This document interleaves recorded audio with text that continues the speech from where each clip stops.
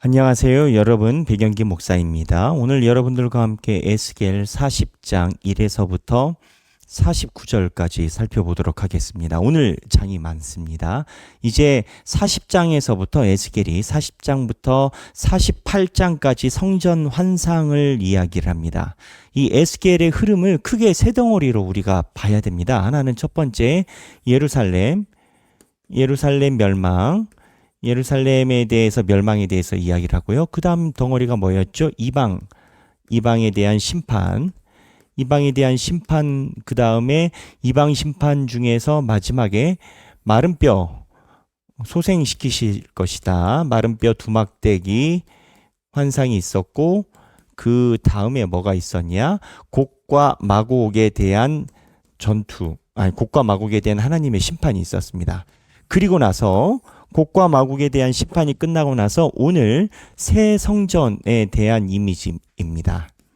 그러니까 이 곡과 마곡이 심판이 이게 중요한 위치를 잡고 있는 상황인데요. 이 곡과 마곡은 마귀에 대한 세력에 대한 심판이라고 이야기를 했죠.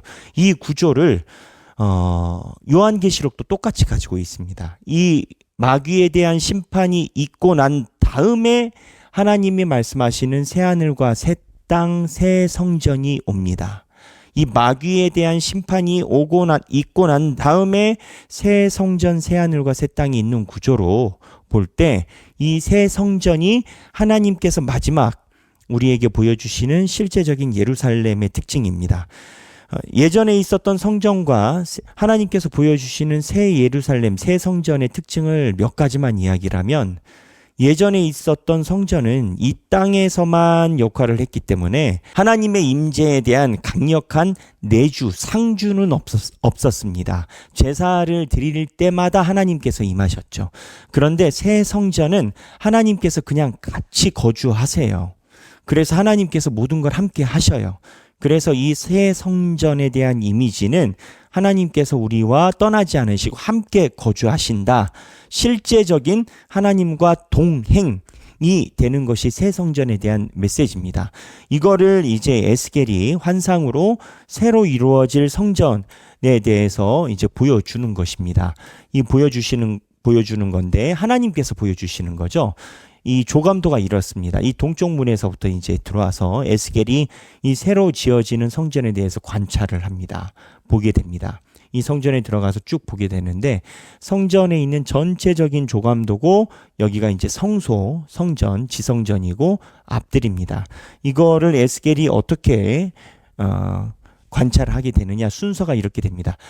성전 안에 들어가서 북쪽으로 갔다가 1, 2, 3, 4 남쪽으로 갔다가 5, 6, 7, 8, 9 가운데로 갔다가 10, 11, 12 해서 13으로 나옵니다.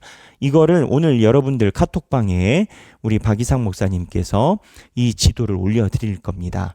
올려드린 카톡방에 있는 지도를 참고를 하시면서 보시면 훨씬 더 입체적으로 성경 읽는 것이 재미있으실 겁니다.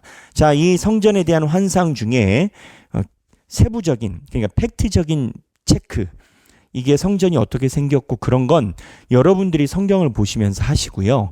이 성전에 있는 환상에서 우리가 배울 수 있는, 하나님께서 우리에게 말씀하시는 묵상을 중심으로 살펴보는 게 좋겠습니다. 먼저 40장 1절인데요. 자, 40장 1절에 보면 하나님께서 그 얘기를 하십니다. 우리가 사로잡힌 지 25째 해. 이제 에스겔이 이 환상을 본 연도를 이야기를 하는 거죠. 자, 사로잡힌 지 25년이에요. 25째 해. 그 다음에 성이 함락된 후 14년째 해. 성이 함락되고 14번째 해. 그럼 합치면 몇 년이죠? 25째 해니까는 14년째 해니까는 성이 함락되기 전에 10년, 그 다음에 14년 이렇게 되는 거죠. 25가 맞으려면. 근데 첫째 달 열째 날이래요. 첫째 달 열째 날이 이제 1월 10일인데 이 1월 10일은 우리가 생각하는 1월 10일이 아닙니다. 이스라엘 백성들이 가지고 있는 원력으로 1월입니다. 근데 왜 이거를 이야기를 하느냐? 이스라엘 백성들이 가지고 있는 1월 달은 언제부터 기산을 했냐면 출애굽한 달, 출애굽한 날 그때부터 1월을 계산을 했습니다. 지금 우리가 가지고 있는 달력이랑 잘 안 맞아요. 안 맞고 편차가 있고. 그런데 여기에서 우리가 알아야 되는 부분이 있습니다. 무슨 얘기냐? 지금 나라가 멸망했어요. 나라가 멸망한 지 몇 년 지났다고? 14년째 해. 근데 바벨론이 가지고 있는 연도를 쓰지 않아요. 이스라엘 백성들이 자기가 가지고 있는 하나님께서 주신 연도를 쓰고 있어요. 그리고 첫째 달 열째 날, 이 날이 무슨 날이냐? 6월절이에요. 출애굽한 날이에요. 출애굽한 날을 기념한 날이에요. 1월 10일. 이 달력을 쓰고 있다라는 거예요. 물론 그 당시에 여러 가지 사정이 있을 수 있다라고 이야기를 할 수가 있지만 이러한 것에서 우리가 느낄 수 있는 게 있어요. 40장 느낄 수 있는 게 있는데 생각하기인데 첫 번째, 성도는 어떠한 상황에서도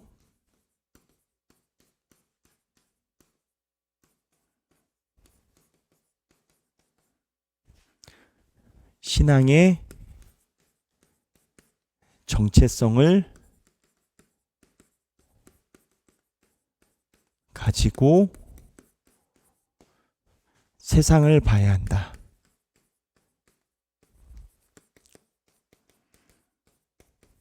(1절입니다) 이스라엘 백성들이 나라가 멸망했음에도 불구하고 이스라엘 백성들은 자기가 하나님의 백성이다라는 정체성을 가지고 그 원력으로 시간과 모든 걸 복원했어요. 그래서 성도는 어떠한 상황에서도 정체성을 가지고 있어야 되고, 그 다음에 두 번째,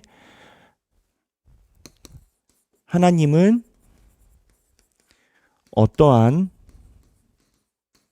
상황에서도 유일한 소망이다. 1절. 나라가 멸망한 지 14년 됐어요. 사로잡힌 지 10년 됐고요. 25년 차에 들어간 거예요. 그런데 이스라엘 백성들은 25년 동안 하나님이 주신 달과 월과 력을 가지고 살아왔어요. 절기를 가지고 살아왔어요. 하나님이 말씀하신 대로 살아가려고 나라가 멸망했는데도 살아간 그 심리가 뭘까요? 하나님이 우리를 버렸다라고 생각하면 그렇게 가지 못하죠. 그럼에도 불구하고 우리가 잘못했음에도 불구하고 하나님만이 우리의 소망이다라고 생각할 때 이러한 원력을 가지고 갈 수 있어요.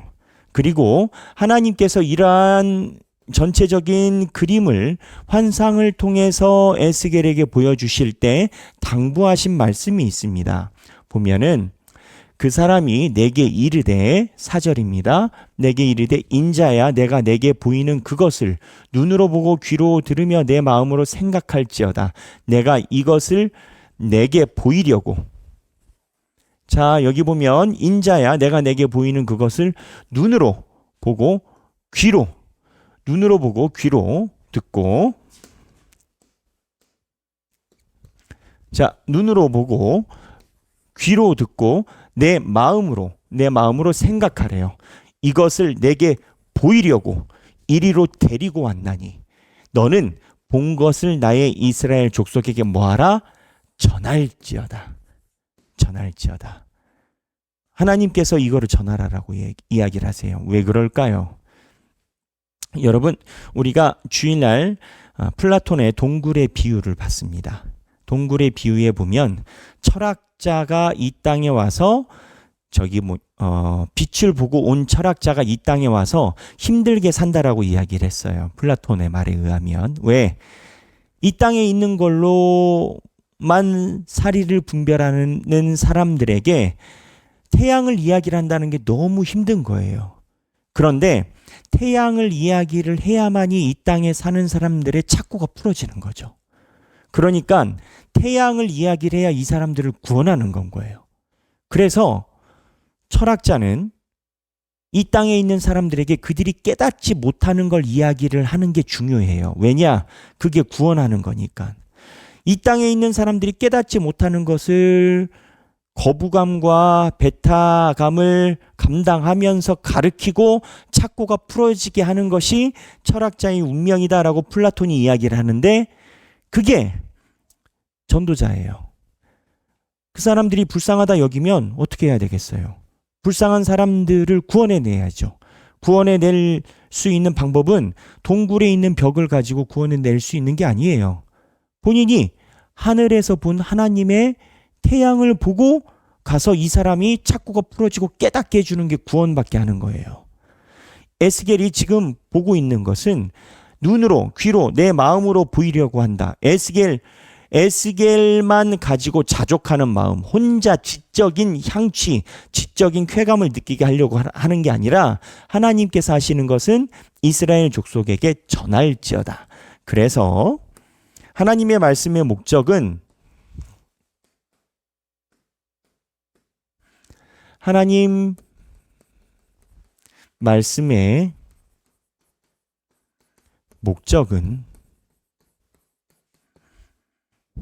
전하기 위함이다.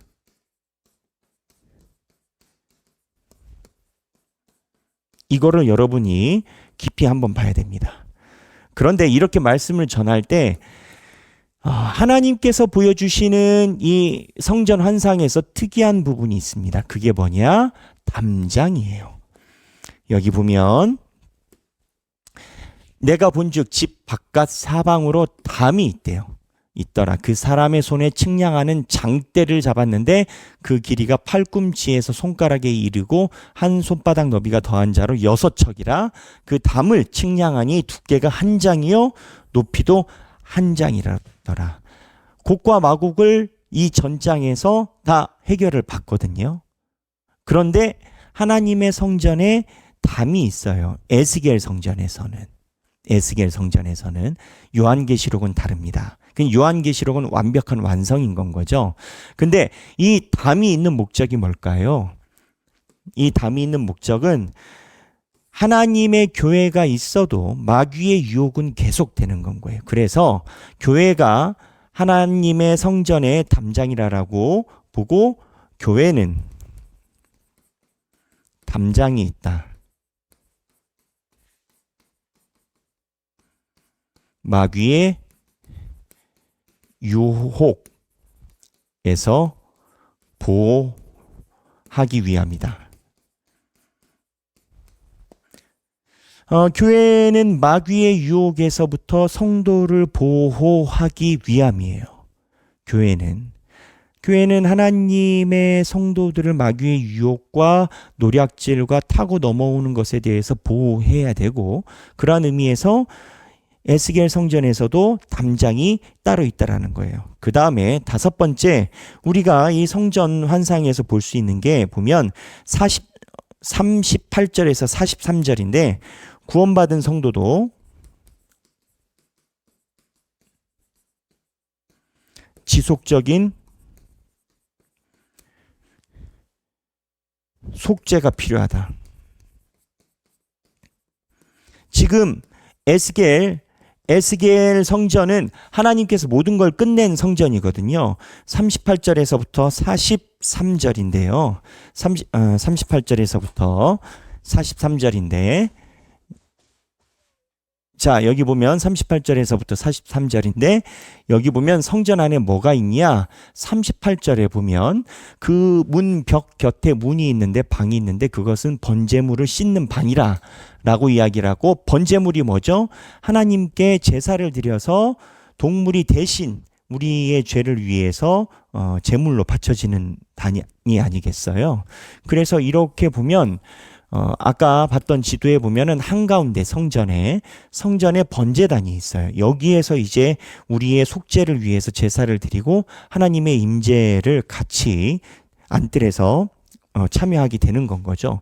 이 성전이 에스겔이 본 새로운 성전인데, 곡과 마곡을 멸망시켰고 담장이 있어요. 주변에 담장이 있어서 마귀의 유혹을 쳐내기고 방어를 했음에도 불구하고 하나님의 백성은 번제단에서 번제를 드리는 주님을 만나게 되어 있는 이 성전의 모습이 새로운 성전에도 그대로 있다라는 거예요. 무슨 얘기냐? 예수 믿었다라고 방심하면 안 된다라는 거예요. 우리는 날마다 회개해야 되고 하나님 앞에 회개해야 되는 능력을 잃어버릴 때 문제인 거예요. 내가 구원받았고 내가 하나님 말씀에 대해서 알기 때문에 라고 생각하고 본인이 회개하는 능력을 잃어버리면 자기 정당화만 남아요. 자기 정당화가 뭐죠? 내가 잘못한 것도 잘못이라고 이야기를 하지 않고요. 나에게 좋은 경험이다라고 표현을 하게 돼요. 자기 정당화는 내가 한 행동에 대한 실수를 인정하지 않음이에요. 내가 한 행동에 대한 범죄를 인정하지 않음이고 자기 정당화가 있다 보면 본인이 경험이나 또는 이러한 상황을 겪어봤다 하지 하나님 앞에 눈물로 회개하는 일은 없어요. 그래서 신앙이 깊은 사람들이 회개를 많이 하는 게 어려워요. 말씀을 많이 갖고 있는 사람들이 본인이 하나님의 말씀에 대한 맛을 많이 봤기 때문에 그건 좋은 거죠. 근데 그로 인해서 본인이 착각을 해요. 나는 더 이상 큰 회개를 할 것이 없다. 근데 에스겔의 성전에 보면 번제단이 있어요. 하나님의 성전에 들어간 자도 회개를 해야 되는 모습이 있어요. 그래서 이렇게 한 5가지 정도를 우리가 묵상해 볼 수 있습니다. 오늘 40장 1에서부터 49절입니다. 저는 우리가 묵상할 수 있는 말씀의 콘텐츠만 여러분들에게 정리를 해드렸어요. 하지만 조금 거칠더라도 아까 보여드린 그리고 우리 박이상 목사님께서 여러분들에게 나눠드린 이 지도를 가지고 한 땀 한 땀 성경을 보시는 게 필요합니다. 오늘 40장 성경을 보시고 행복한 성경 읽기 되시기를 바랍니다. 감사합니다.